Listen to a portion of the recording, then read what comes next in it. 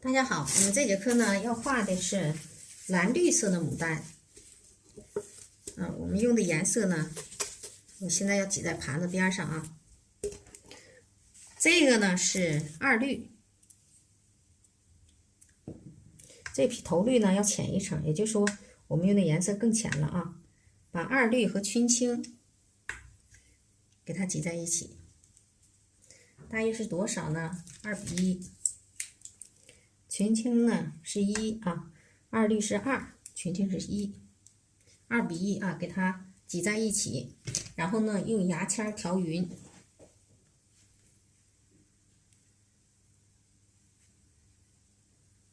这就变成了浅的蓝绿色。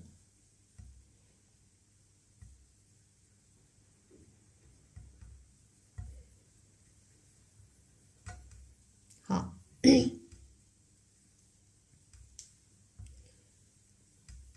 好，然后再把这个群青和翡翠绿给它挤在一起啊。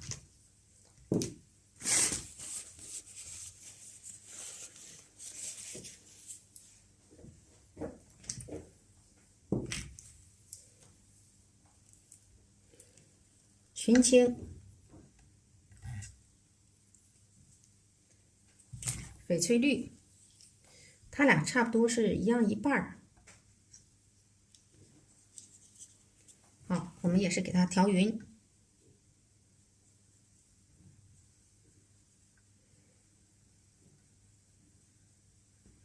这个整个画呢是有点偏蓝的啊，调匀。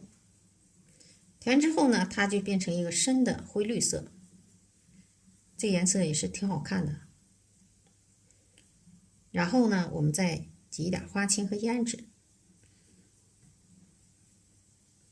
好了，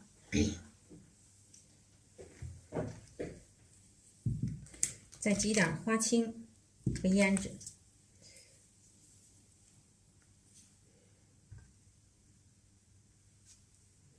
这是花青、胭脂。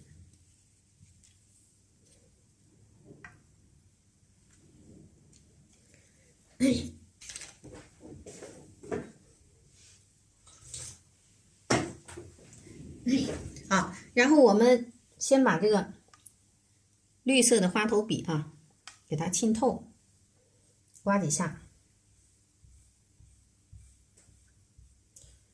这个主花呢，我们要画一个就是，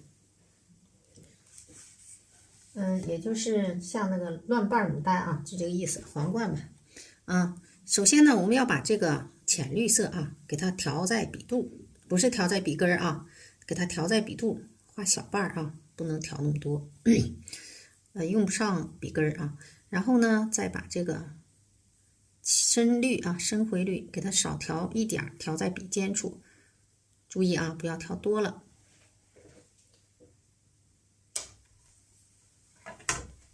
好，在它的上方开始画，往下一点啊，要不够少。往左去，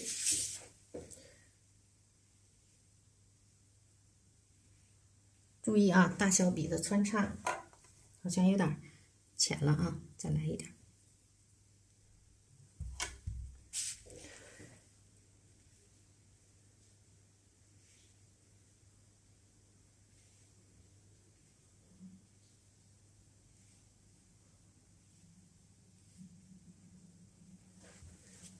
大小笔触啊并用，只是在笔尖补点颜色，别调太厚。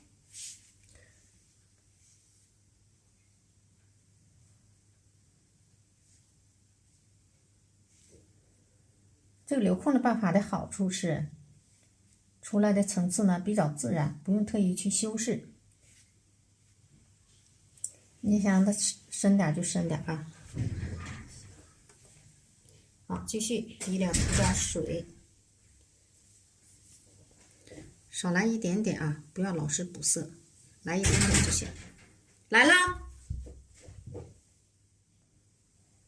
哎，刚才有人敲门啊，我弟弟来了，来给我送吃的来了。讲到哪儿了啊？调一点深颜色是吧？忘了调到哪儿了啊？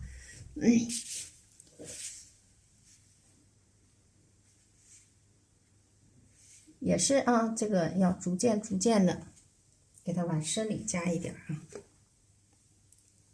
再多调一点深颜色，就是逐渐的加强它的层次感。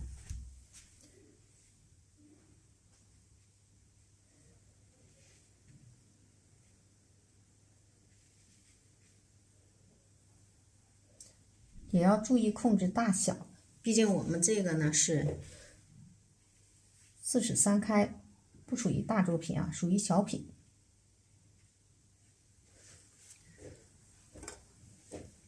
好，这回呢我们要调深颜色的，画下面部分啊。我的窍门是什么？就是如果你这个皇冠花头，你从上边挨着往下画，它就出不来那个渐变的效果。为什么呢？你不好调，掌握那个颜色。但是我们先把这个下面深颜色画出来啊，往上走，然后这个漆水让它颜色越来越浅，就会出的效果比较好啊。我们这时候还是要来一点这个浅色啊，然后呢多调一点深灰绿，那这颜色就变重了。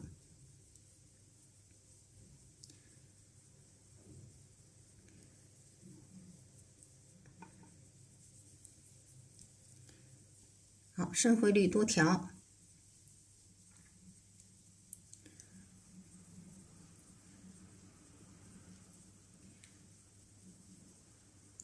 好，然后我们再调点花青、胭脂啊，这颜色加重了啊。我们直接画下面部分，把它外轮廓就找出来啊，让它这个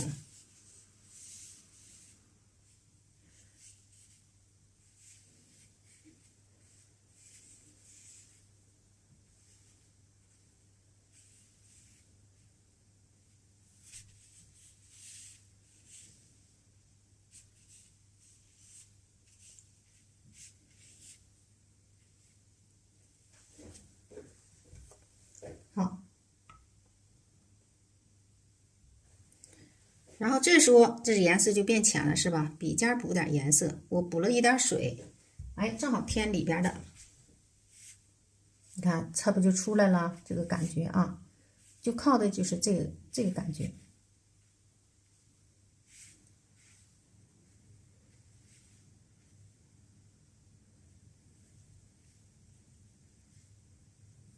这渐变的感觉它就有了。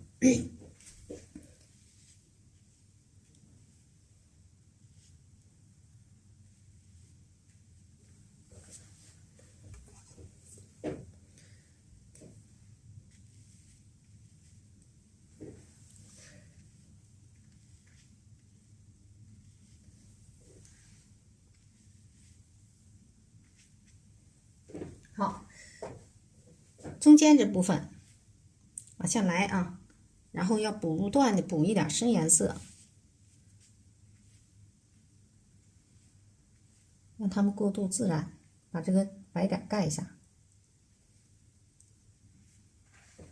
这块你先别管啊，一会儿呢再去填充，看到哪里不对啊。好，然后这还剩这一部分，用深颜色来去画，也是我们要先调一点深颜色。这时候呢，深颜色的啊这个部分一定要注意控水啊，如果水分控制不好呢，这个整个这个画面啊就容易显得脏。你看我在调色的时候，大家要注意细节啊。我调色的时候，这个盘子里是没有多余的水分的啊，你可以细看，是不是没有多余的水分？这样才是水分控制好了。有人说，那我拉不动笔啊，那是因为你用力比较猛。这不涉及拉不动笔啊，我们轻柔点，笔就会能拖得动。笔是软的，你要给它当成一个软棉花来用就好了。好。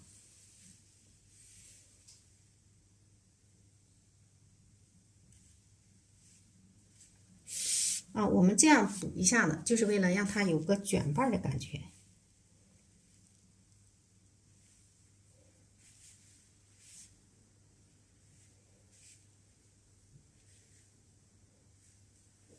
底下部分只要没有规律的运笔，它就会出现这种啊不规则的层次感。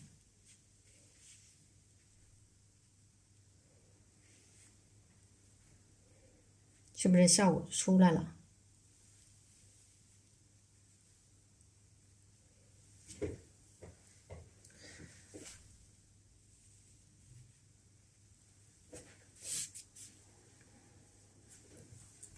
看一下啊，然后我们把里边该有的层次感给它补充上。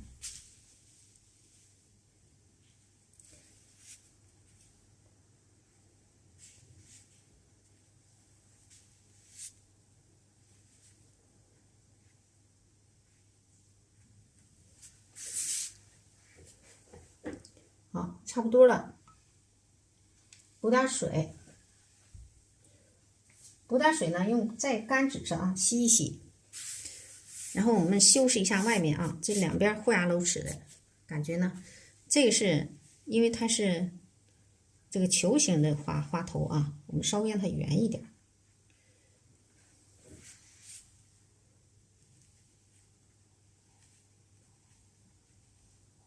但是也要有参差和错落，圆的同时还让它有点不规则的这个感觉。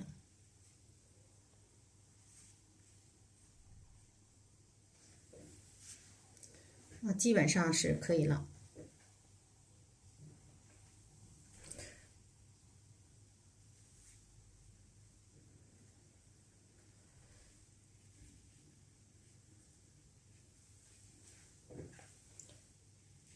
好，啊，行了，这个花头呢就圆了，是吧？因为这个其实呢，皇冠花头也叫球形花啊。这个花头呢，就是圆圆的，瓣儿比较乱啊，要的就是感觉。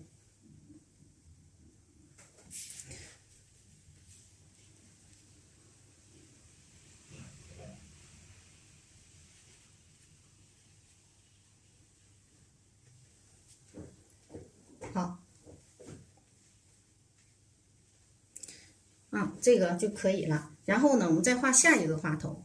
下一个花头呢，我们要画一个往上去的啊，在它的上方。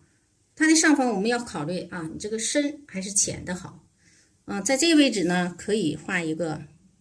你看这块是深的，这块是浅的，是不是？那就这样你很难办，对吧？那我们呢，可以呢用叶子来代替这一部分衔接口，然后呢，我们画一个深的、浅的都可以了啊，那就有叶子打磨。那我们画一个深的啊，直接调这个颜色，重一些的啊。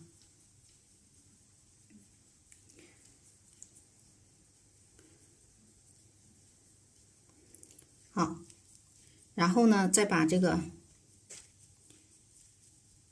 笔根处啊调一点这个浅绿色，深颜色更不能有多余的水分啊，它就会混沌。我们调浓的时候绝对不能水分大啊，这是窍门啊，而且呢是铁的规律。如果你的这个深颜色水分一大一点，马上它就灰啊，就这么怪。好，在它的上方啊，我们画一个，在什么位置啊？不能画在中心，偏右的位置。好，这样吧。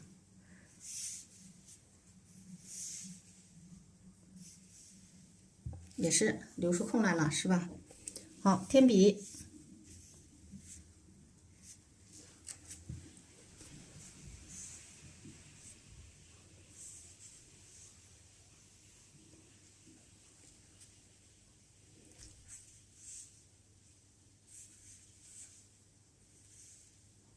继续留空啊，添笔，再往里添。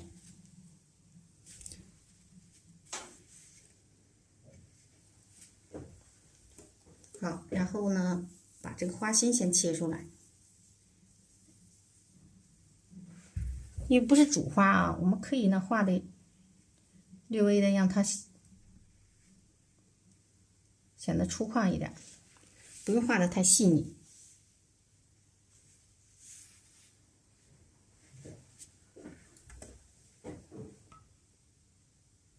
吸点水，笔尖调一点画青和胭脂，也就是下面部分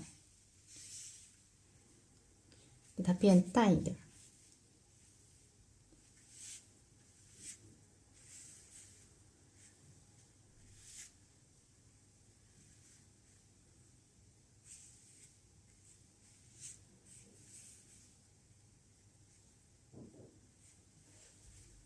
好，可以了。这朵花呢，到这就行了。这个稍微的虚笔、来亮笔，不用都实啊。其实这样的更好看，显得更随意。啊，这块用叶子啊，这块可以用叶子给它直接遮过去。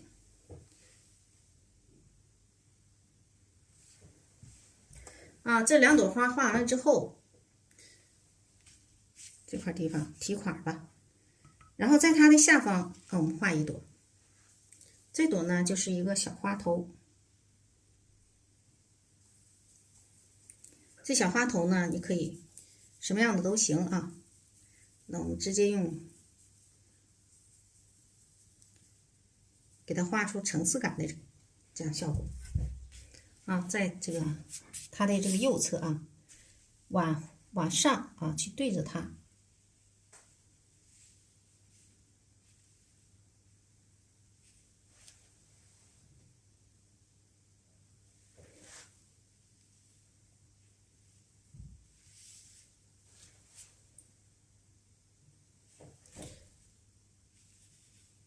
在它的外侧，我们再来一个花瓣。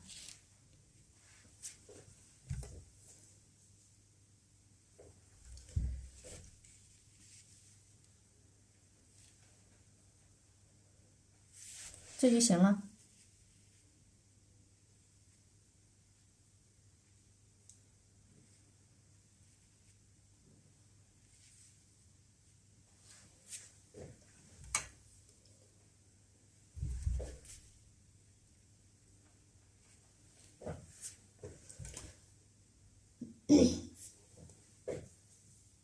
好，然后我们在外侧再来一个大一点的花瓣。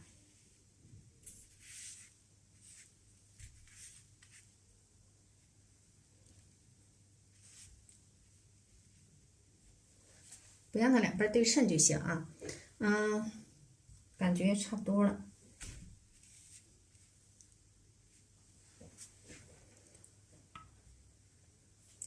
我们在它的下方再来一个小花苞，也就是说，我们可以把它看成这是一大组啊。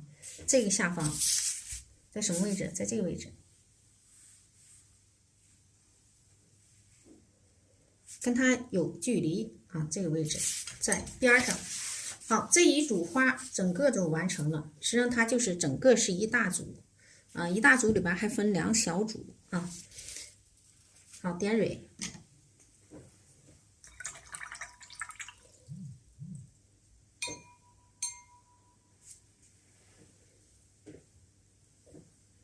我们这画法呢，球形花咱们都知道，要是用那个比较偏小写意的，但咱们这画出来也是小写意的效果。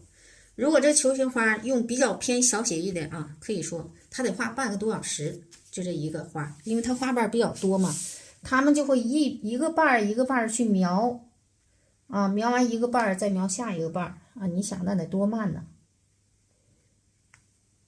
所以咱们这样画起来就非常快，我们只需要留出来空去添，这样的话你才能连续下笔啊。我看了很多的这个小写意的啊，就是几乎是一个瓣得调好几遍色，一个花瓣啊就不断的去补色，然后晕好几笔啊。咱们这个画法呢快在哪呢？就是咱们一个瓣一笔啊，一笔呢一笔色能画好几个花瓣。所以咱们这个调色难度是挺大的啊，但是呢，画出来啊效果也是挺好的，很快哈，速度能上来，比较适合急性子的人。好，看啊，这个不能都一样了，让它里边啊乱一点。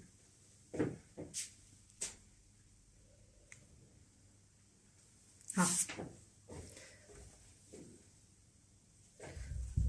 拿出盘子来。好，在这上方这个花苞呢是小啊，不要给它这个蕊点的太多。如果我们这个一幅画里边都是这个球形花头，它并不好看啊。我们为了表现这朵花，然后呢，其他的花就是陪衬，所以我们就把这个其他的花啊，基本上球形花头，我们都给它当成主花来画啊。我新画了一个带孔雀的，我们的主花就是球形花头。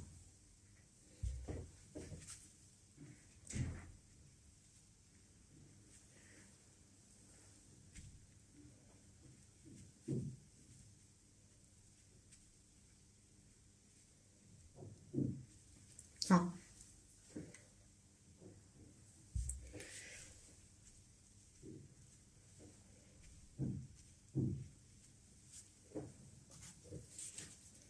然后呢，我直接就地取材得了，用这个胭脂啊点雌蕊。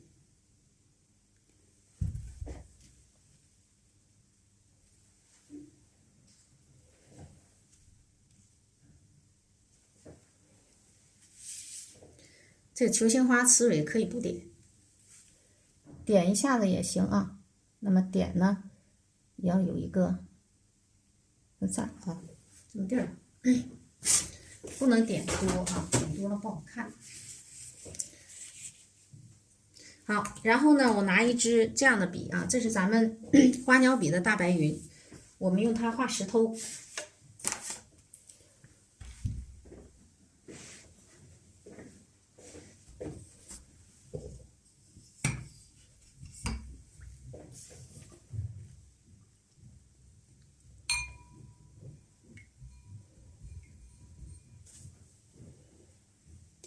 给它浸透之后，调点颜色，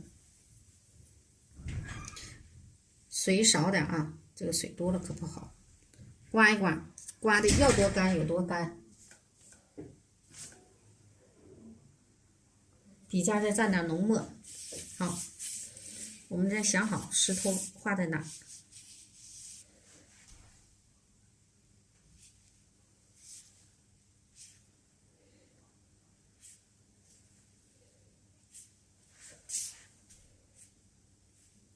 我在想啊，这个怎么走势？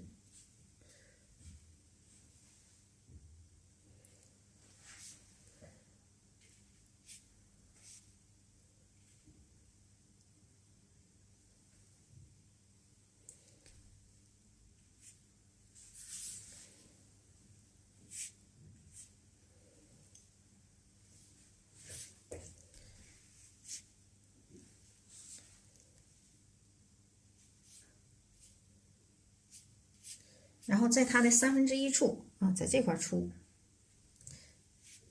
这边让它方起来。好，然后呢，我们来皴出来啊，石头的纹理。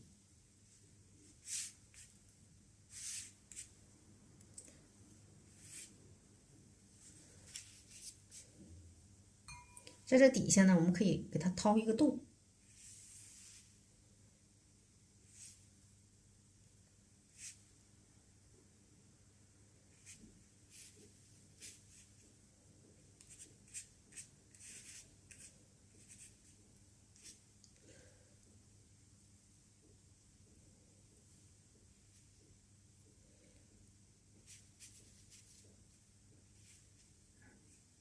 好，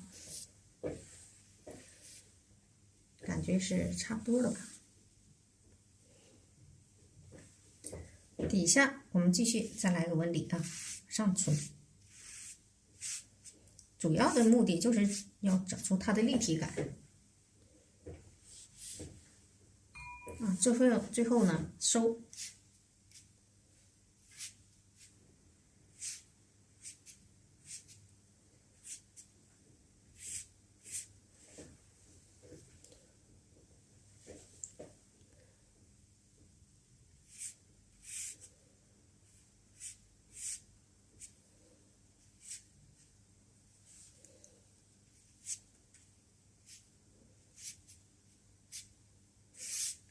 啊，皴插几下。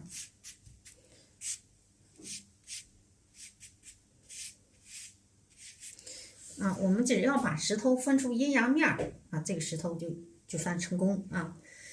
另外呢，画石头呢有很多的方式啊，在花鸟课里呢，我们准备是上几节课啊，就专门讲石头的。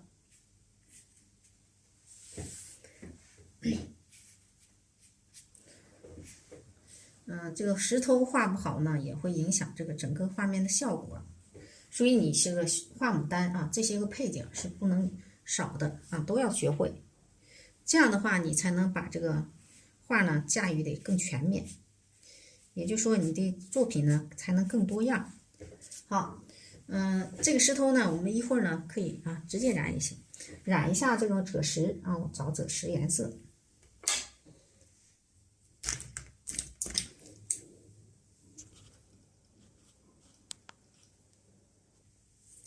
直接给它染出来。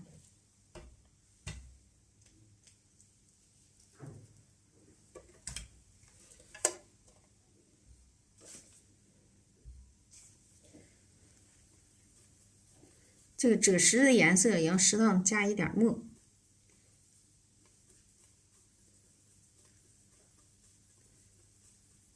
好，怎么染呢？不要平涂啊，也要它有一个阴面、光面那个感觉。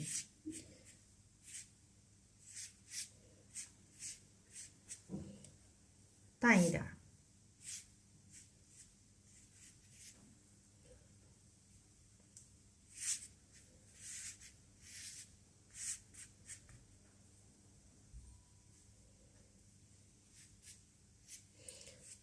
另外呢，别来回涂抹就灰了啊！注意这个画面，要给它有一个这个亮的感觉。有的人呢就来回这么涂啊，找几遍就完了，就把这个石头给涂黑了。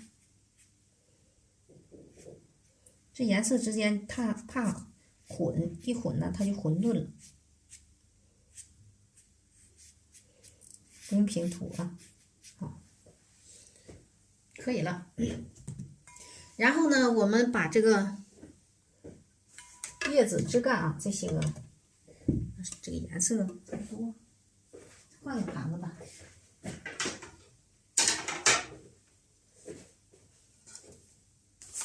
就直接搁这个就行啊。这个里边还剩这么多颜色，我们直接拿它来画叶子。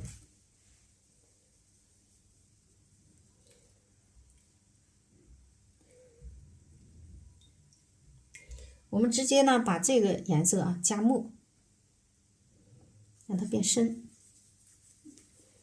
就是灰绿这个颜色啊，给它加墨，让它变深。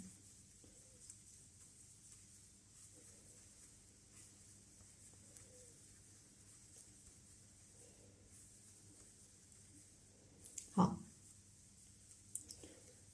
调满笔之后，我们再加一点藤黄，先画浅色部分的叶子。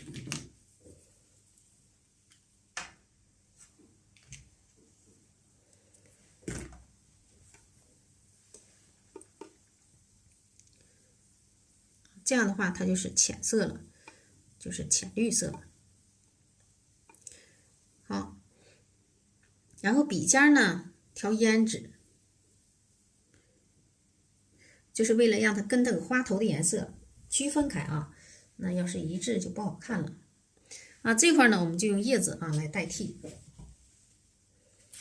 让它俩衔接一起啊。那么叶子呢，要在它的后边啊去跟它接。看这样的，也就是说它被叶子压着的感觉啊，有这个感觉。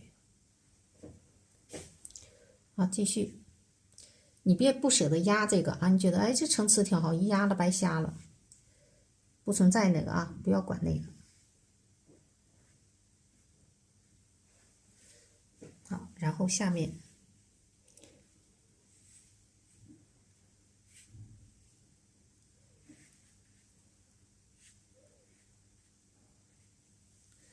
大小叶子穿插开，行了。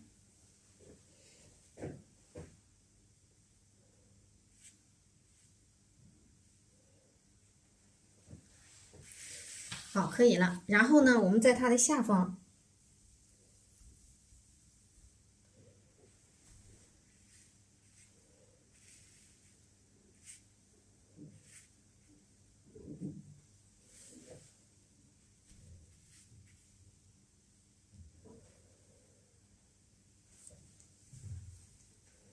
再来点啊。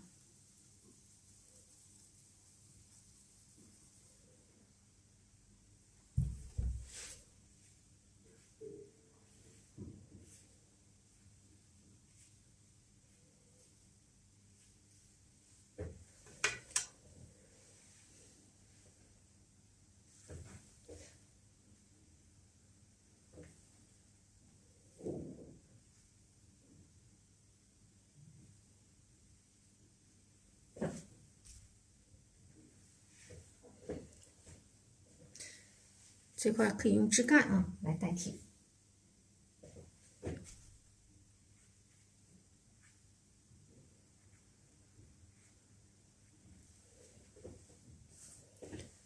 把它结构挤出来就行了。好，然后我们看一下左边啊，要不要来一组啊？那我们在左边呢来一组。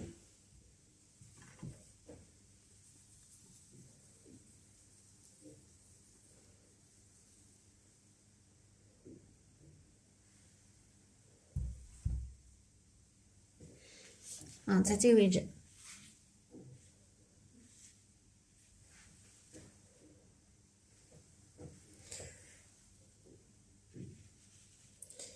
表示是株小叶子。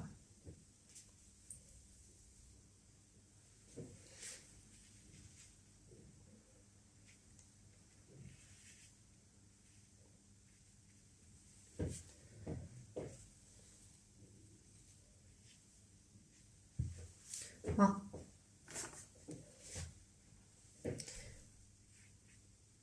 也是啊，要有点小枝干啊，给它们连上。这个结构呢，不需要整得太清楚啊，大致有那么个结构就行。然后我感觉这个上面成一条线了，是吧？这时候呢，我们可以用叶子给它破开。好，吸点水，来一点这个颜色，然后笔尖呢再调一点胭脂。上方这里啊，我们给它来一组叶子，注意大小的变化。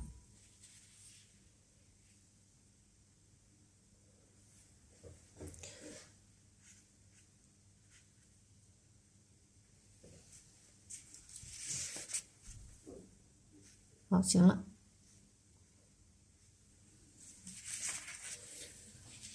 这样呢，它上面就不是齐的啊，就有参差错落啊，这个颜色的效果就出来了，是吧？好，先把这个叶筋勾一下。叶筋可以用胭脂，但是要加点墨。直接用胭脂勾啊，我是感觉太愣了。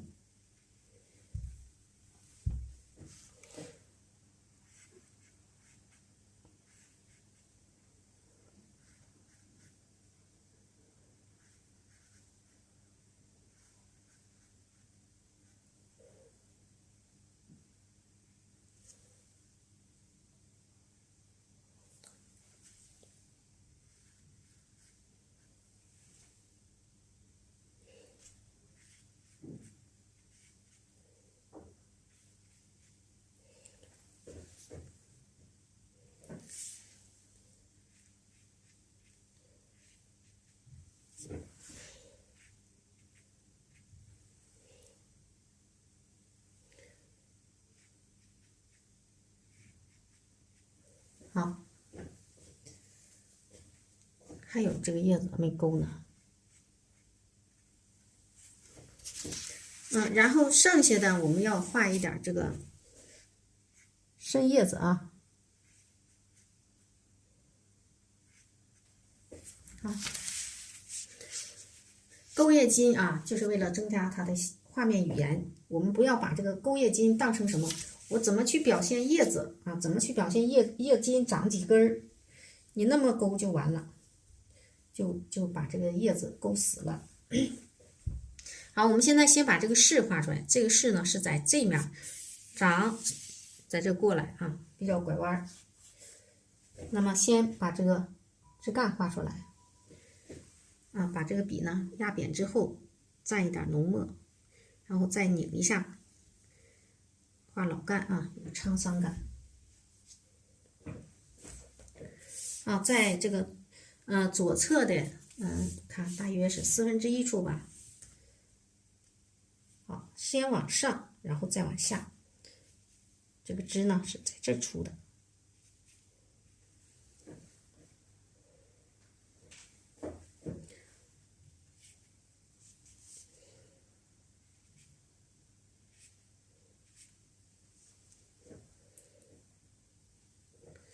好，下面再来一组。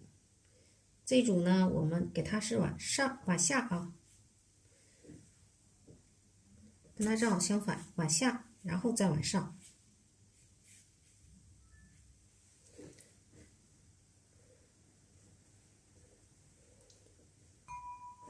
好，然后是这块又有一组叶子，先不用管那个。这组叶子呢是在这过来的啊，直接就搭过来。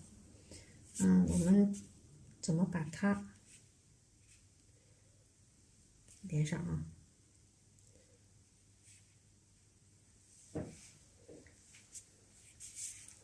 好，可以了。这块呢也要来叶子，才能把它，就是全露出来也不好看啊，一会儿再说。然后这一块通过去找这个主花啊。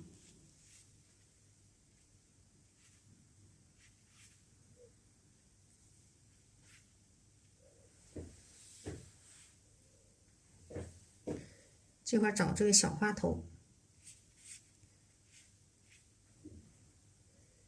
底下这个花头呢是更小，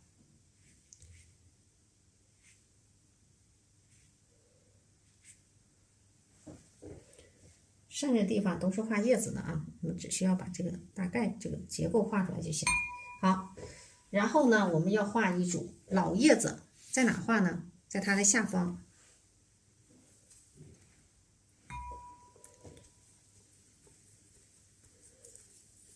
这组老叶子呢，我们就把这个绿色给它融进去，直接呢笔根处啊调一点这个胭脂，这蓝绿色啊融进去，笔根处调点胭脂，再来点这个水分啊。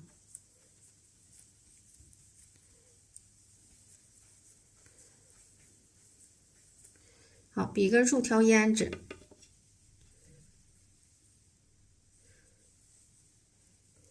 然后蘸浓墨，颜色就加重了。再来点浓墨。好，我们先在它的下方，在这位置来一组老叶子，把它的枝干可以遮住啊。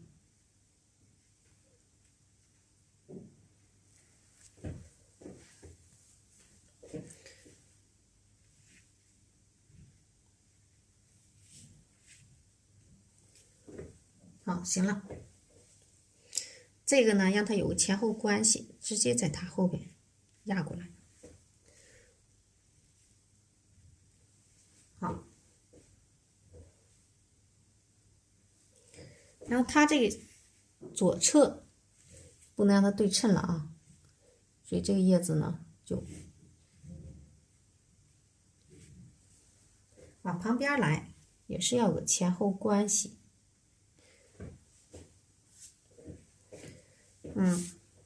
然后这底下这个叶子，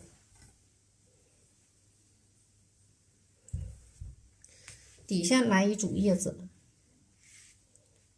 起到呼应作用的啊。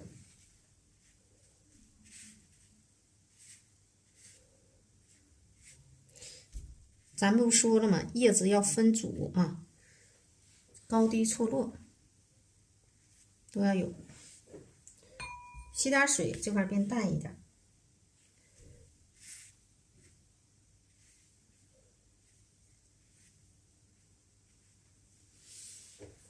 再吸点水，变得更淡。在它的后面来点淡叶子。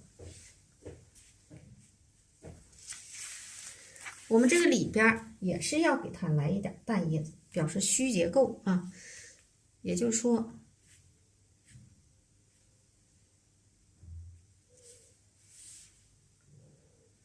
增加人的想象力。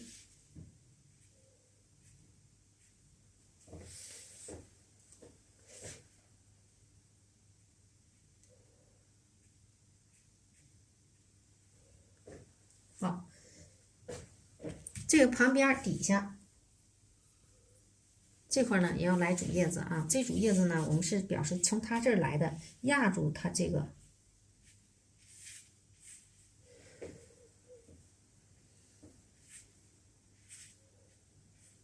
啊，这也就是让它结构显得复杂了，对吧？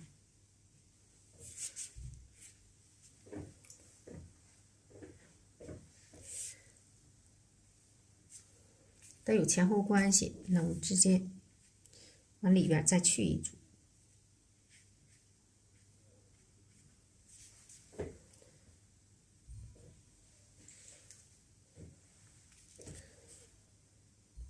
好，用这个虚笔啊，也就是说现在变浅，这颜色就浅了啊，把它这个枝干拖一下。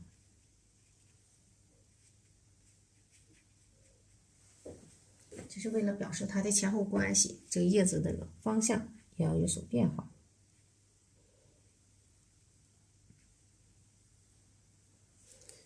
看一下啊，可以。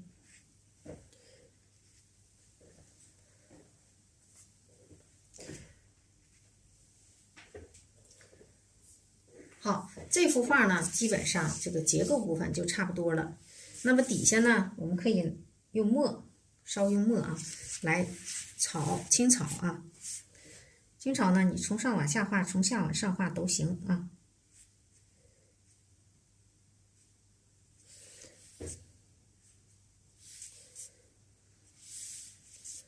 好，这地方也看用不着，用不再来啊。我觉得可以了，行，有那么一点就行啊。然后这块边上在中间啊，这样就行啊，有那么点氛围。底下这块也是，因为我们要表示是画中画啊，这块也让它有点结构。这都虚的。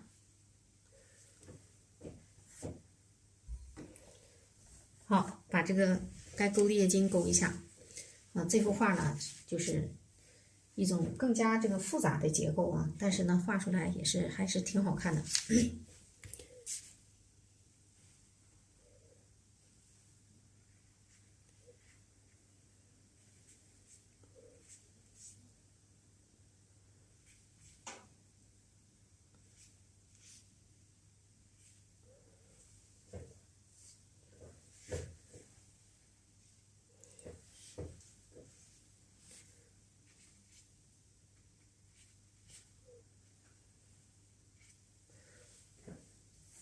增加点画面语言啊，让它画面语言丰富一点。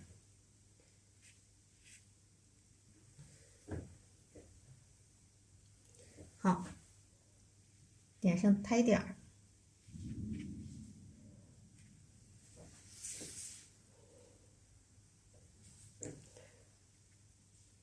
你不管这个杆儿多深多浅啊，点上胎点儿，一定要点重的。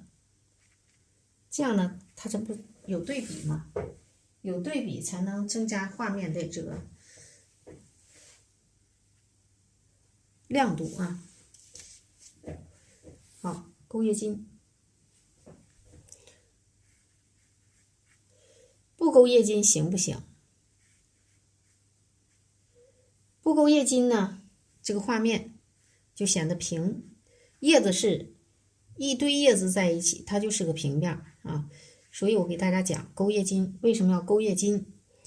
一堆叶子在一起，它就是个平面啊。勾上叶筋呢，它就是个点线面的结合，就有线条了。所以我们勾叶筋不是为了表现长了几个筋，如果你要这么勾叶筋的话，你就输了啊。我们是为了增加画面的语言，强调它的点线面结合，明白吧？你看勾上叶筋之后，就是说这个面里有线了啊。什么叫点线面？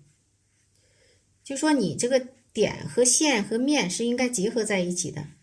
如果你脱离开了，比方说啊，这面全是线，这面全是面啊，这面全是点，它就不成画了，是不是就不好看了？点线面的结合就是为了让它画面语言丰富。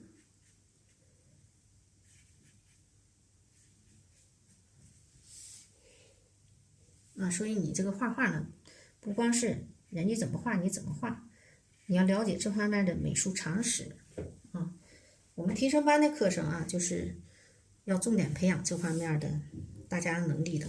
也就是说，提升班的课程啊，后面就马上就要加课了，就是要讲培养你的创作能力，从而呢让你得到一个除了我们提升班的课程讲的是创新画法之外，还要这个培养你的驾驭综合类构图的能力。另外呢，还要培养你的创造能力，就说让你知道怎么去创造一幅画啊，这个怎么结合能形成画面的美。比方说我们的构图有矩形构图啊、楔形构图啊、三角形构图、S 型构图、之字形构图啊。这是一个构图啊，还有多边形构图啊。那么还有留白呢，留白有分1、2、3、4、5个空啊。那么这些空呢还不能一样，那留白也有很多啊，这个像这个形状也都不能一样。还有呢，这个把这个深浅颜色也要分出几个点来，比方说我这是1、2、3啊，这些个深颜色啊，它们不能一样。也就是说，这一个画里边深颜色，这是一大组、一小组、更小一组，这个意思。你不能说这个深颜色啊，这是这么大，下一个深颜色还这么大，行了，没有主次了啊。也就是说，整个深颜色它俩可以看成一大组，它俩在一起啊，看成一大组，那么这个就是一小组，是吧？然后其次更少，是吧？那么这个幅画呢才成功，对吧？浅颜色也是，这面是最亮的部分，一大组浅颜色，看1、2，是不不一样啊？就是你画画的时候，这些都应该分出来啊。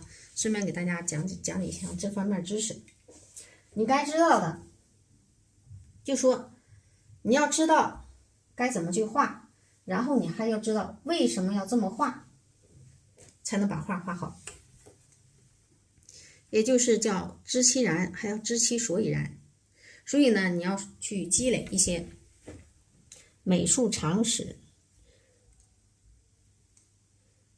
知道怎么去用笔，怎么去构图，怎么去布局啊。好，这块呢，为什么不用深颜色？我这枝干为什么你不用深颜色？我告诉你为什么不用深颜色，因为这块题款的墨色它是深颜色，你这块再是黑黑的深颜色，你想能行吗？这是一方面。另外呢，这个是虚枝干，也就是说它得画在后面出来的啊，你再整个黑黑的啊，那也不对啊。所以说我用这个浅颜色去画这个枝干，